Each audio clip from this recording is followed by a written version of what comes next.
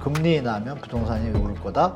그거는 요번 이 환경에서는 전혀 작동되지 않는 그 스트레스 DSR 금리가 매년 12월 달에 발표를 합니다. 그럼 우리는 시장을 정신 차리고 봐야죠. 호재 지역은 제가 볼 때는 제일 많이 받을 것 같고, 그 다음에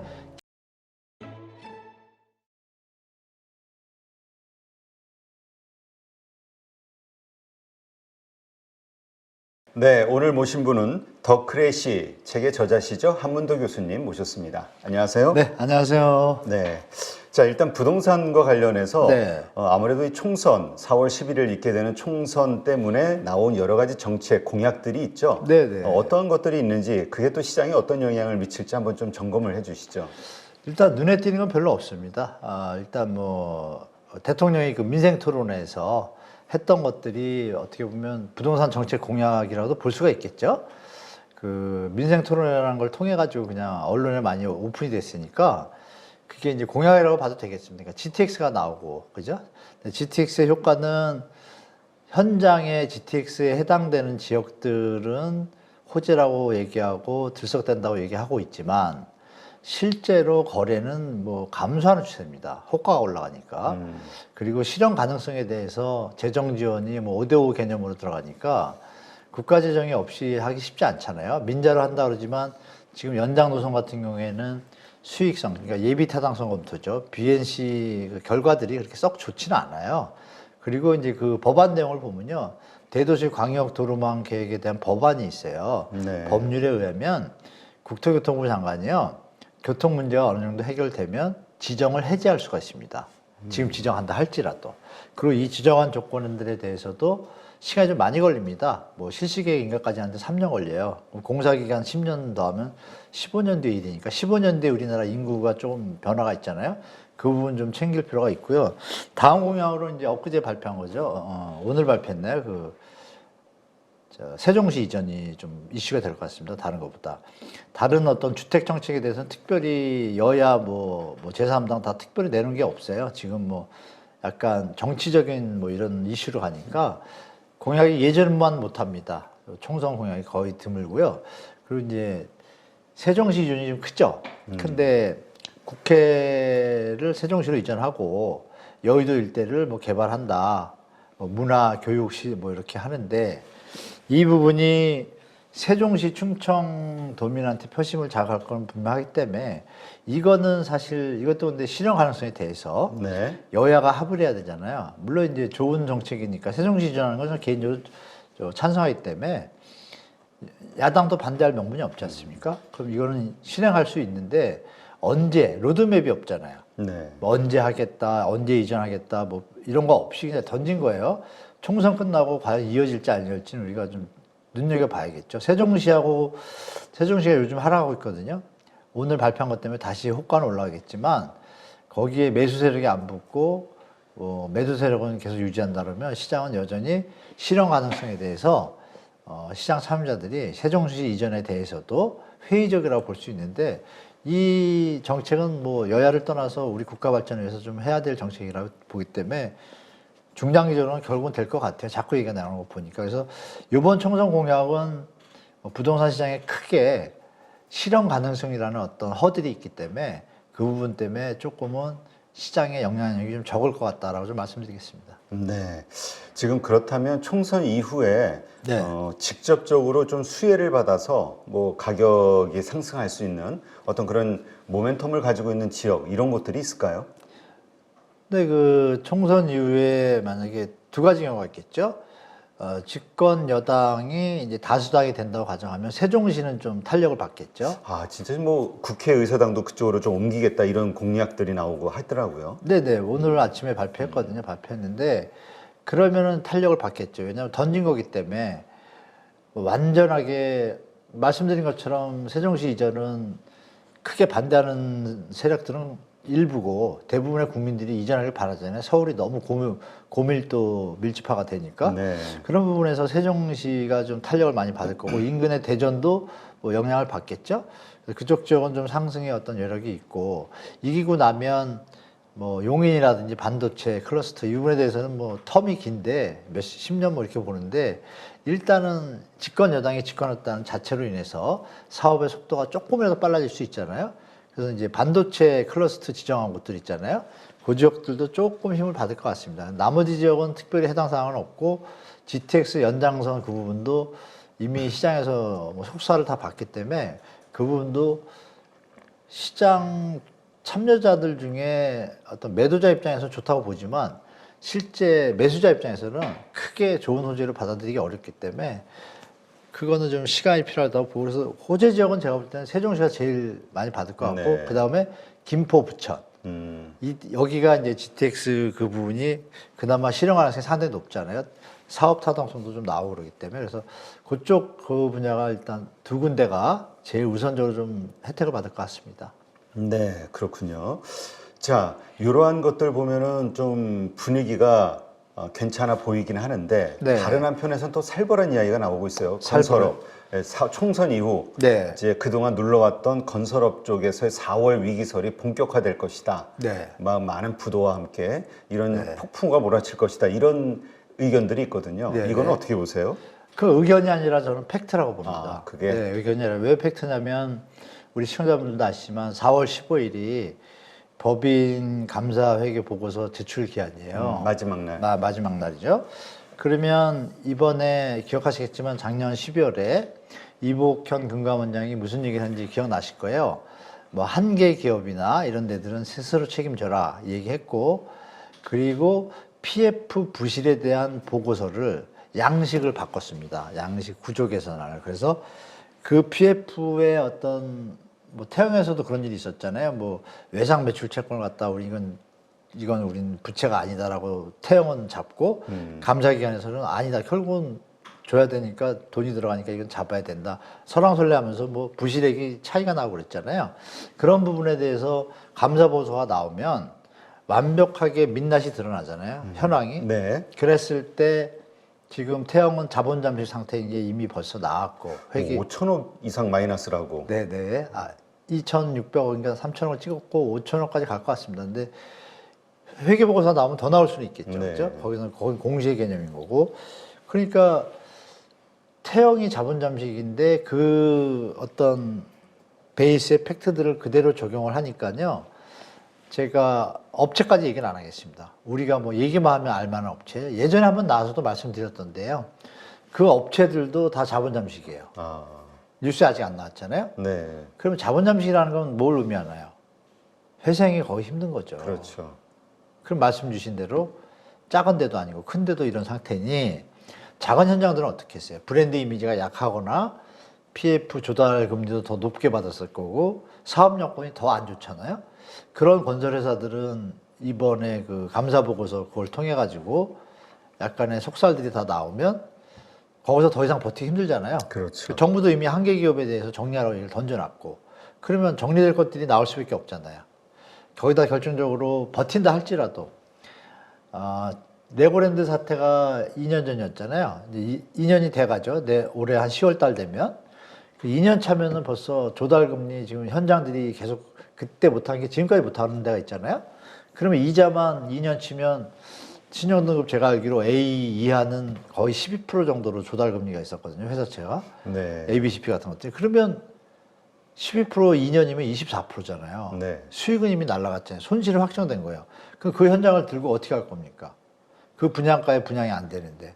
그럼 채권단 입장에서 정리 들어가야 되잖아요.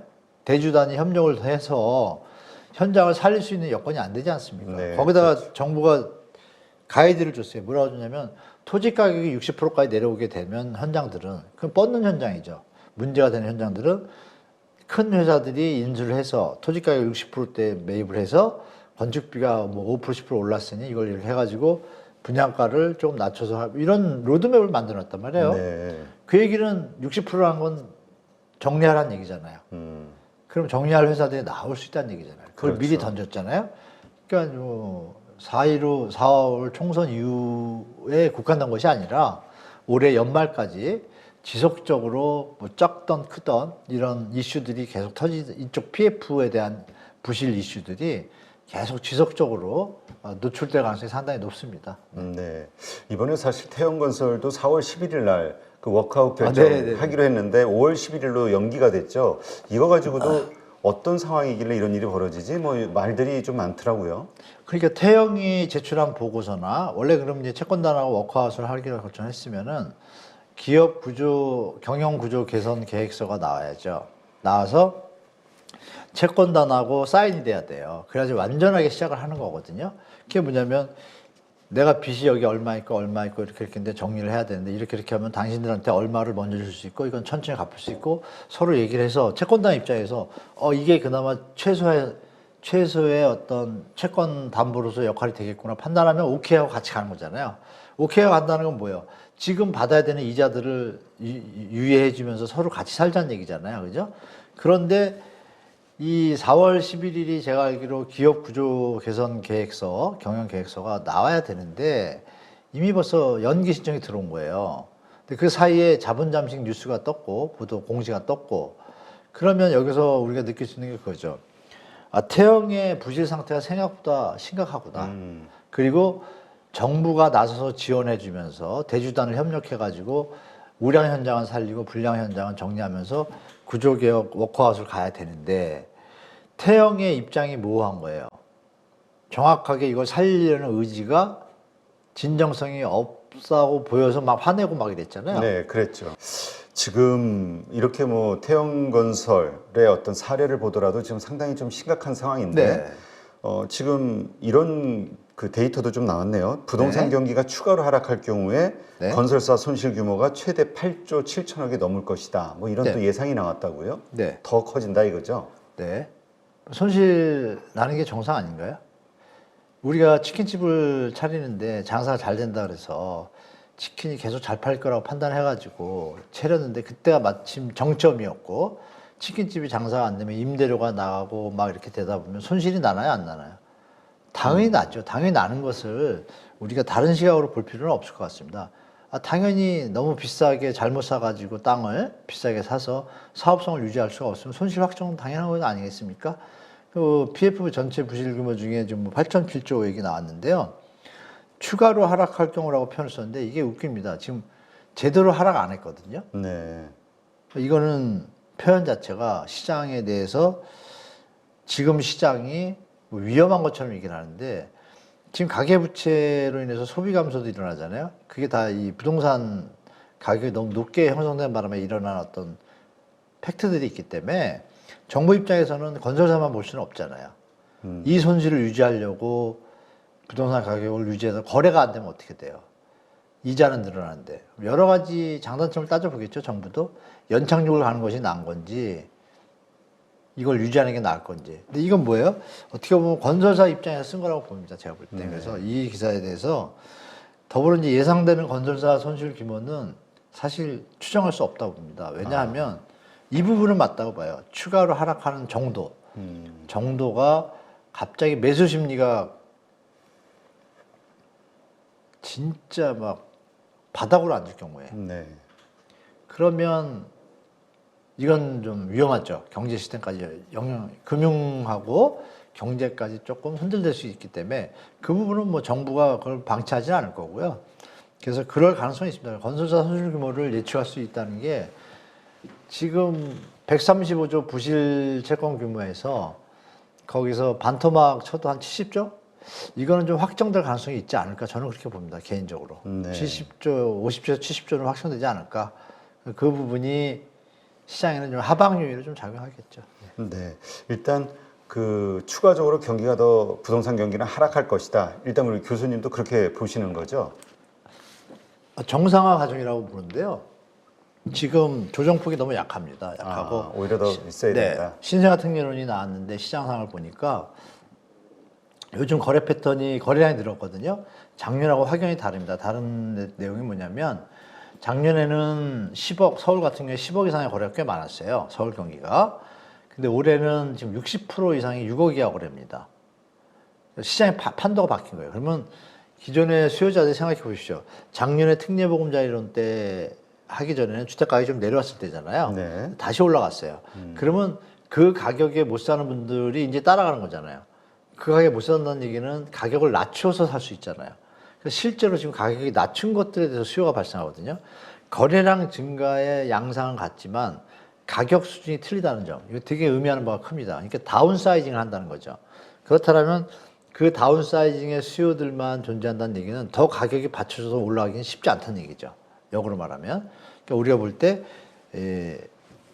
제가 볼 때 시장의 어떤 하락 기조는 이제부터 좀 이어지지 않을까라는 게 제 개인적인 생각입니다. 네. 자, 그렇다면 지금 이제 기준금리 이제 인하에 대한 이야기들이 나오고 있잖아요. 네네. 네. 이러한 변동성, 이것이 부동산 시장을 다시 좀 이렇게 살려주지 않을까? 이런 기대를 하는 분들이 있거든요. 왜냐하면 네네. 이제 뭐 올해 금리나 3번 하겠다 뭐 이런 식의 얘기가 미국에서 나왔으니까. 저는 뭐 그렇게 보실 수도 있죠.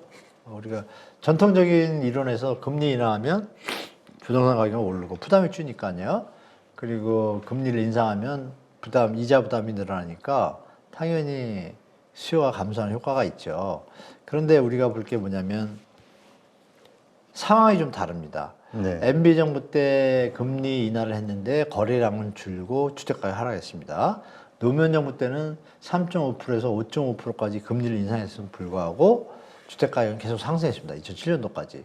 그때 이제 외부 여건을 봐야 됩니다. 그때 경제 상황이 너무 좋았어요.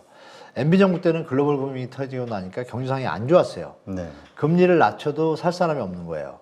왜? 상황이 안 좋고 미래에 대해서 보장이 안 되기 때문에. 그러다 보니까 그 시간이 길죠. 그래서 5년, 6년 갔지 않습니까? 그럼 이번에는 더 상황이, 외부 환경이 다릅니다. 어떤 환경이 다르냐면 제가 하나 그림 보여드릴 텐데요. 이게 이제 11번의 미국의 그 금리 인하 긴축 정책 시기입니다. 큰 제목처럼 11 모니터링 팔러시 타이트닝 신스 1965년 이렇게 돼 있잖아요. 그 빨간색으로 제가 하는데 조금 올라갔어요. 올라갔는데 박스가 여기서 보시면 이 박스가 원래 여기입니다. 여기인데요. 이 우측에 보시면 이게 소프티시라고 돼 있잖아요. 네. 이게 이제 연착륙이라는 개념입니다.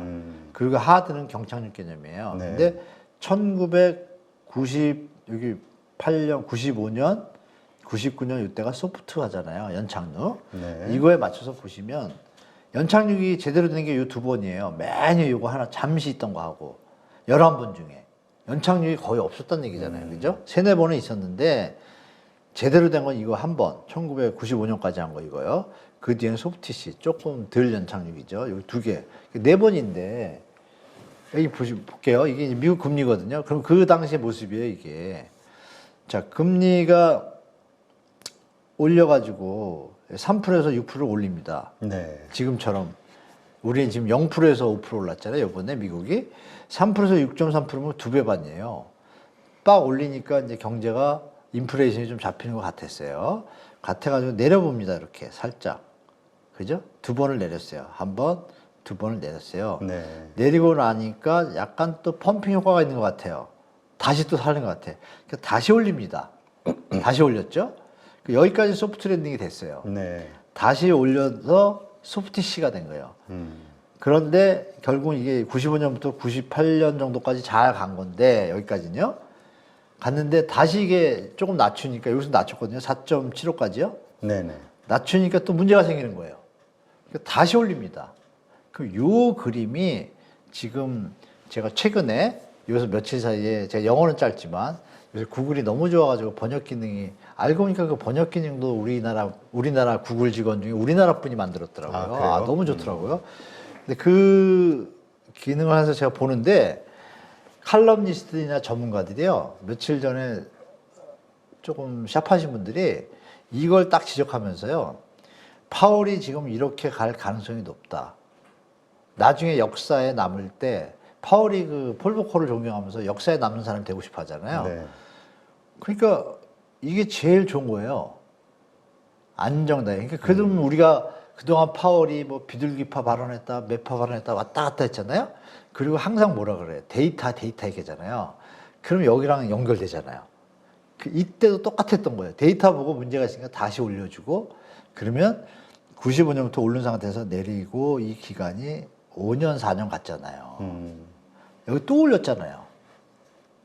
그리고 2001년 IT 버블은 금리 정책과 상관없이 터졌잖아요. IT 버블은. 네네. 이건 버블로. 그러면 이 정책은 성공한 거예요. 그죠? 그러니까 이 정책이 요번에 구현될 가능성이 높다라는 칼럼과 이런 전문가들의 해석들이 꽤 있어요. 그러니까 제가 봐도 미국 상황이 이럴 것 같아요. 고용이 너무 좋잖아요. 그러면 우리도 예측할 수 있잖아요. 아, 그러면 미국이 일단 금리를 3번 내리면 잘하면 1%, 적으면 0.75 내리겠구나. 그 내년에 하면 합하면 한 1.25까지 가겠구나. 그러면 5.5 빼기 1.25, 1.5면 얼마예요? 4%예요. 여기서 정신 차려야죠. 우리 몇 프로예요? 3.5%예요. 우리가 무슨 뭐 용가리 통뼈라고 거기서 같이 따라서 1.5를 내려요? 우리도 인플레이션이 지금 안 잡혔는데요. 여기다가 한 가지가 더 있습니다. 네. 그러면 아, 우리도 따라 내린다 하더라도 좀 쉽지 않겠다. 조금만 내리겠구나 판단이 되고 시나리오에 맞춰서 한국도 인하할 수 있잖아요. 네네. 왜? 건설사를 위해서 또 영끌하신 분들의 뭐 가계부채를 좀 완감하기 위해서 부채 연체를요. 그럼 0.5에서 0.5 내린다 할 수도 있고 1% 내릴 수도 있잖아요. 그러면 상식적으로 1% 내리기는 좀 어렵다고 생각되지 않나요? 대표님도? 0.75까지는 갈 것 같아요. 그죠? 우리 환율이 지금 문제잖아요. 지금 네. 어제도 1340원 찍고 이러다 1400원 가면 나라 진짜 거들납니다. 한국은행 총리도 얘기했잖아요. 다 알잖아요. 그러면 우리 시청자분들이 생각하시기에도 아, 0.5는 따라 할 수 있을 것 같습니다. 그죠? 액션상. 그럼 여기서 정부는 우리 예측할 수 있는 게 투트랙을 쓸 겁니다. 왜? 가계부채 문제가 심각한데 또 이게 쓸데없는 도화선이 될까? 중요한 건 코로나 시절에 그 폭풍 장세는 기준금리가 몇 프로였어요, 우리? 0.1%였어요. 3%하고 2.5%하고 0.5, 2배 반 차이예요. 시장 환경이 일단 틀리고. 네. 그러면 여기서 하나가 더 추가됩니다. 스트레스 DSR 얘기 나왔었잖아요. 네. 그게 지금 저번에 여기 나와서 제가 말씀 올렸지만 지금 6월 말까지는 25% 적용이에요. 근데 그 스트레스 DSR 금리가 매년 12월 달에 발표합니다. 근데 작년 12월에 발표한 12월 15일에 발표한 게 1.5였어요. 네. 지금 전반기는 0.37로 적용하고 하반기 가면 0.7 적용하고 내년 1월 1일부터는 1.5% 그대로 다 적용됩니다. 그러면 계산해 볼게요. 3.0이 됐다고 가정할게요. 우리가 네네. 인하해서 3.0에다가 1.5 이거 들어가잖아요. 이 제도를 시행하니까 내년부터. 그럼 몇이 돼요? 4.5가 돼요. 네. 그러면 3.5가 4.5가 되는 거예요. 그렇죠? 네. 정부는 이 정책을 하겠다고 공언을 했고 안 할 수도 없고 바젤 3 때문에. 네. 그럼 우리는 시장을 정신 차리고 봐야죠. 내년에도 가계부채의 증가 속도는 지금처럼 부동산을 상승 여력으로 가기에는 쉽지 않겠구나 라고 판단되는 거고 여기서 만약에 부동산에 문제가 있을 것 같은 느낌이 들면 올 연말에 가상금리를 어떻게 정할까요? 작년에 1.5였잖아요. 그렇죠. 그런데 만약에 펌핑 기질이 나타나는 것 같으면 정부는 이게 나중에 크게 터질 거니까 나중에 문제가 커지면 그러니까 이 가상금리는 최대 3%까지 줄 수 있거든요. 그걸 2%나 3%로 잡아버리면 집값은 잡히겠죠. 이 투 트랙을 쓸 겁니다. 네. 금리 인하는 하는데 어쩌면 안 하는 게 좋지만 네. 하는 게 할 때는 이 가상금리를 더 세게 매길 겁니다 아마. 그렇죠? 그래서 아마 가계부채에 대한 부분은 아까 말씀드린 대로 금리 인하하면 부동산이 오를 거다. 그거는 요번 이 환경에서는 전혀 작동되지 않는 어떤 알고리즘이다라고 제가 좀 말씀드리겠습니다. 네, 알겠습니다. 네. 네, 방송 보시는 분들. 이 얘기까지 할게요. 그런 생각으로 하신다면 그 점에 대해서는 제가 경고를 드리겠습니다. 이게 작년 10월에 한 얘기인데 이게 그 얘기입니다. 네. 여기까지입니다. 네. 네, 알겠습니다. 네. 방송 보시는 분들 잘 참고하셔서 네. 네, 투자 전략 세우시는데 참 도움이 되시기를 바랍니다. 네.